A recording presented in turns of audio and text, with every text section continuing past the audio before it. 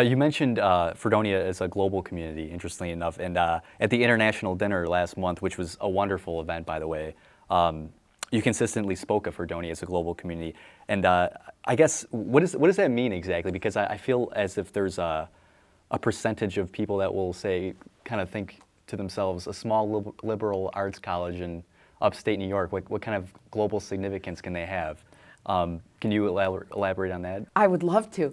In part, it means thinking about our place in the world as a global community. Okay. And that's something that doesn't mean adding new required courses or a new major, although it might mean those things.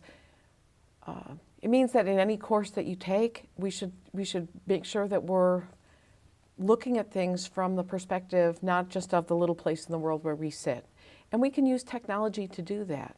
We can use just some rethinking of teaching a course and saying, are we really restricting our opinions of the way people behave or the way cultures behave to what we know in this part of New York State? So in some ways it's thinking about the world, and that all of what we do here should get students to think globally, and doing what we can to make our student population and our faculty and staff population more global. We've done quite a bit of that in recent years, I feel. Yes, we've tried to expand the international student population, and that's still, I think, a great direction for us because of our location. We're not in a major metropolitan area where you'd see in the community that kind of global diversity, but it could happen on a college campus.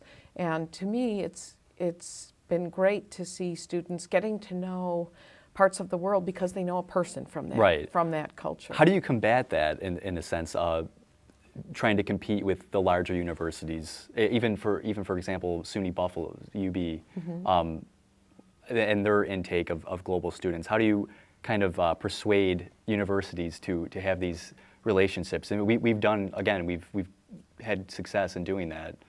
I think we think about what is Fredonia good at. We're not large like a university center. We have 5,500 students. Well, there are some reasons that people from other countries want to come to a place that size, where they can walk to campus, they can walk downtown, they can get a bus to a shopping center if they want to do that. But in many ways, international students are looking for a quintessential American small town, and I think Fredonia can offer that. And we're the right size that they can get to know people here. At a larger institution, and that might be an exciting choice for some people, but at a larger institution, you don't get to know people. You may not have classes with the same people. You might sit in lecture halls with 400 people routinely. That's the unusual thing here. And we have won awards for small class sizes where people might get to know each other a little bit better.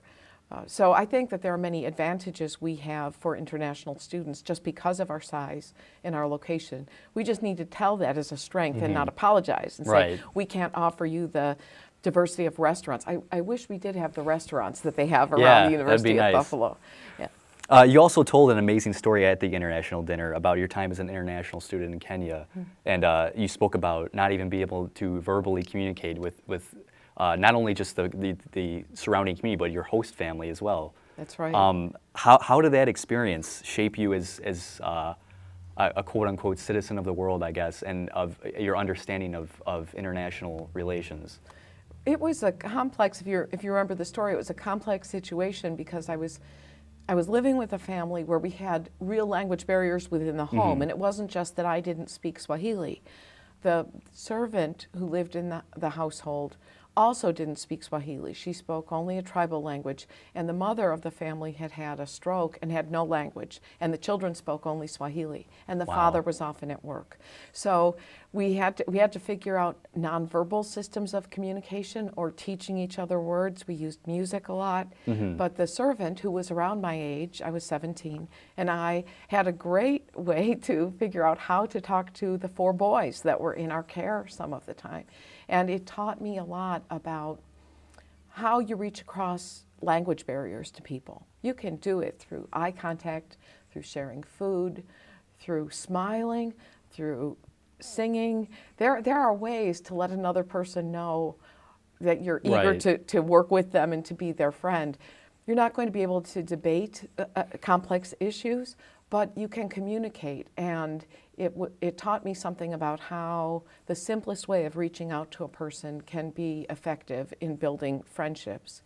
And it also taught me about the need for language. I was thirsty for language. I really wanted to work on Swahili when I lived in Kenya, because when I went outside the house and I wanted to communicate with people, I wanted to get past just get past hello and be able to use another language. And I've never lost that thirst for communication. So quite obviously that shaped your understanding of international relations now as president. I'm sure you have a much better appreciation for it than most do.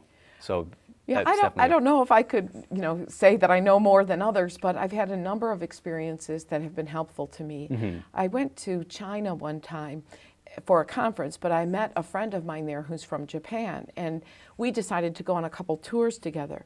Well, he arranged these tours that were with Japanese tour companies.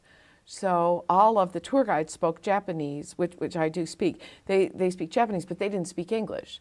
So Oh, wow. they were all excited that I was part of their tour, because they rarely had Americans on their Japanese tours. And it was funny because they wanted to sit down and talk with me about American politics, because they never had the chance.